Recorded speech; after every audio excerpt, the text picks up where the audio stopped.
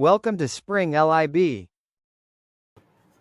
We're going to solve this problem by using conservation of energy and Newton's second law. So conservation of energy tells us that 1/2 mv squared plus 1/2 ka squared is equal to, or actually, messed up here, it's not a,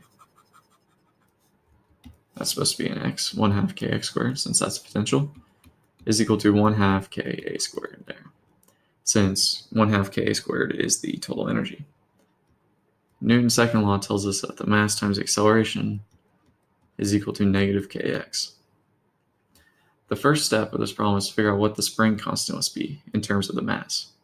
Solving this for the spring constant gives k is equal to negative mass times acceleration over x.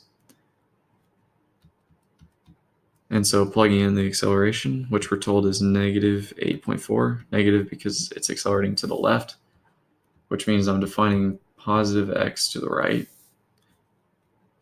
and then divided by 0.6, which is the x value at that point.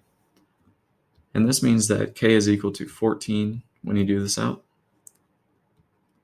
Inverse second squared, and then we still have to multiply by the mass, which we don't know, so we'll just leave it in terms of m for now.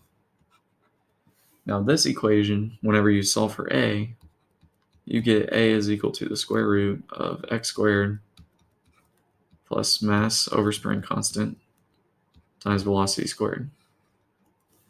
And so we can plug in everything we know at this point. We know the x value is 0.6 meters, that's squared. Now mass is just mass, we don't know it, but we do know k in terms of mass, it's 14 times m.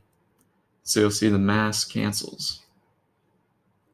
And so velocity is 2.2, it's positive since it's moving to the right, and that's squared. And we take the square root of all that. And so when we solve this out, we get 0.84, and that's in meters. And that's the amplitude. And so here, I'll do the rest of this on the next page. And so if we know it's going to eventually travel 0.84, we have to subtract off what we've already traveled, which is 0.6, to figure out how much more we will travel before it starts to turn back around. And that's 0.24 meters more to the right.